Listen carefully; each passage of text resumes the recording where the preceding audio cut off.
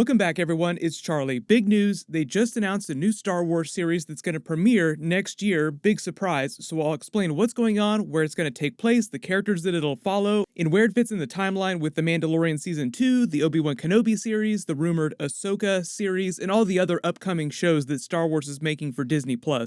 Of course, I'll do some episode videos for it when it does drop, so if you're new to the channel, be sure to subscribe to get all the videos. There's a whole bunch more Mandalorian Season 2 episodes coming up really soon in a couple months anyway. I'll number these and talk about the Easter eggs as we go along just to keep things organized. But big stuff first, the series is literally called The Bad Batch, so it'll follow Clone Force 99 after the events of the Clone Wars, immediately after the events of the Clone Wars. So it also takes place after the events of the Clone Wars finale with that time jump, Season 7, Episode 12, Anakin Skywalker having fully become Darth Vader and come to look for Ahsoka's ship with more of the clones and just found the wreckage with her lightsaber that she left behind. If you missed some of this, you're not sure who Clone Force 99 is, who those characters are, it's Hunter, Wrecker, Crosshair, Tech, and now Echo, the clone that they rescued during that first arc of the Clone Wars Season 7. Now it makes sense why they spent so much time with the Bad Batch at the beginning of the season. Because they knew that they were going to do a spin-off series set around them during this period in the galaxy, right after Order 66 in the end of the Clone Wars. So just to be clear, when they say it takes place after the Clone Wars, this takes place way after Order 66. Order 66 happens, then a little while later the Clone Wars ends. So it takes place before the events of A New Hope, also before the events of the Star Wars Obi-Wan series, also before the rumored events of the Star Wars Ahsoka series. They haven't really said when that's going to take place in the timeline, but it's supposed to be Rosario Dawson's version of Ahsoka. So at the bare minimum, it has to take place sometime either after Star Wars Rebels or after the Star Wars Obi-Wan series.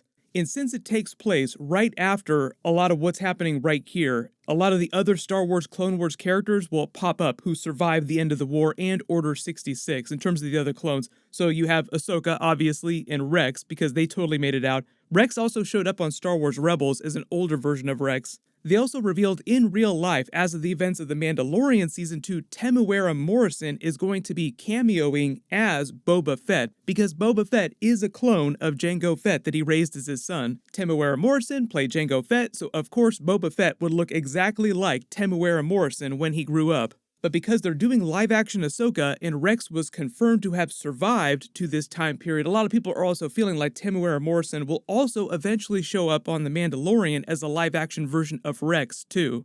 We'll also probably see more Darth Vader, more Emperor, more Imperials, Stormtroopers obviously in this new series, and of course Darth Maul, who at this time, right after the Clone Wars, was busy rebuilding his criminal power base with the Shadow Collective in Crimson Dawn, before the events of Solo: A Star Wars Story in that post-credit scene.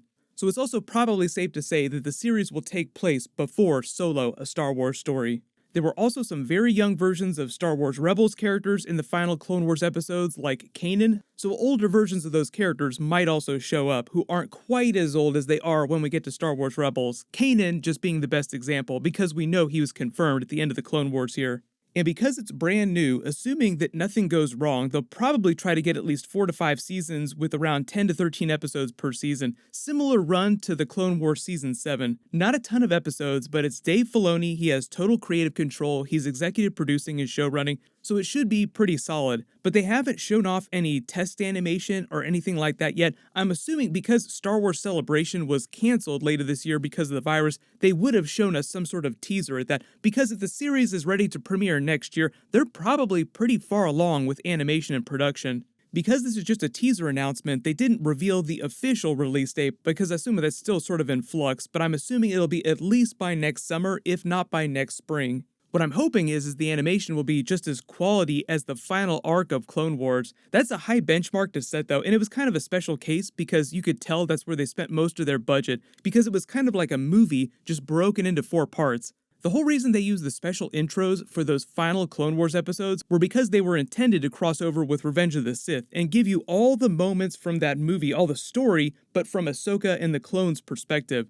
Anakin's fall, turn to the dark side, being anointed as Darth Vader, and of course, Order 66, probably the most important event in the clones' lives next to the actual war itself, and revealing the final fate of Darth Maul, because there's so much Darth Maul that shows up later in the timeline, surprisingly hard to kill, very hard to kill. Dave Filoni himself is also still an executive producer on the Mandalorian series. He'll stay on that for a while. A lot of people feel like eventually, if things go well, he will eventually take over Star Wars or do a live-action Star Wars movie himself too, maybe even a live-action Ahsoka movie. For those of you asking about the Mandalorian Season 2 trailer, that'll probably drop sometime in August. The series is pretty much ready to go. They're just polishing some of the post-production on it. The episodes will start premiering by mid-October. There's a bunch of Marvel Disney Plus series they haven't confirmed the release dates for too, but that's also coming later this year. So there's a bunch of really, really big programming coming up, some really cool stuff. And if you didn't see it, probably one of the best Dave Filoni clips of all time talking about Star Wars came out of The Mandalorian. So this is him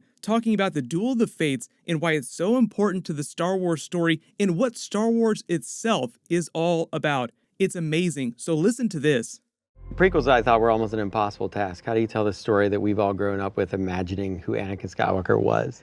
In Phantom Menace, you're watching these two Jedi in their prime fight this evil villain.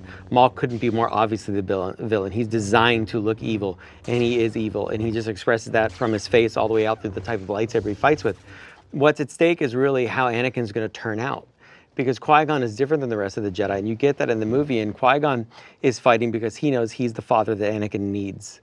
Because Qui-Gon hasn't given up on the fact that Jedi are supposed to actually care and love, and that's not a bad thing. The rest of the Jedi are so detached, and they've become so political that they've really lost their way. And Yoda starts to see that in the second film. But Qui-Gon is ahead of them all, and that's why he's not part of the council. So he's fighting for Anakin, and that's why it's the Duel of the Fates. It's the fate of this child. And depending on how this fight goes, Anakin his life is gonna be dramatically different. So Qui-Gon loses, of course. And he's left with Obi-Wan. Obi-Wan trains Anakin at first out of a promise he makes to Qui-Gon, not because he cares about him. When they get Anakin, when they find him on Tatooine, he says, "Why do I feel like we've found another useless life form?" He's comparing Anakin to Jar Jar. Excuse me. And he's saying, this is a waste of our time. Why are we doing this? Why do you see importance in these creatures like Jar Jar Binks and this 10-year-old boy? This is useless. So he's a brother to Anakin eventually, but he's not a father figure. That's a failing for Anakin. He doesn't have the family that he needs. He loses his mother in the next film. He fails on this promise that he made, "Mother, I will come back and save you." So he's left completely vulnerable. And Star Wars ultimately is about family.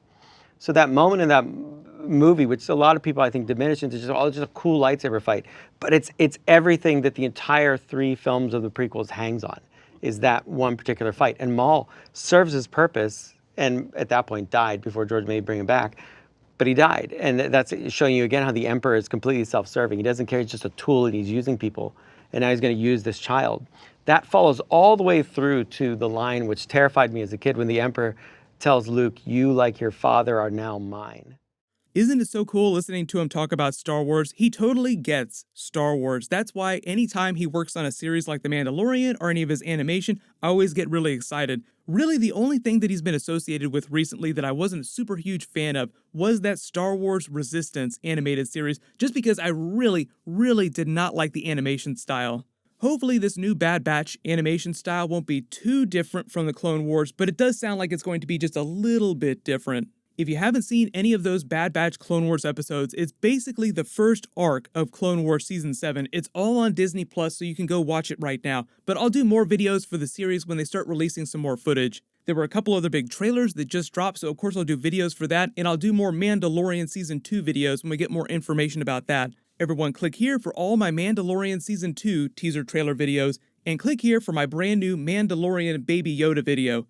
Thank you so much for watching. Everyone stay safe. I'll see you guys tonight.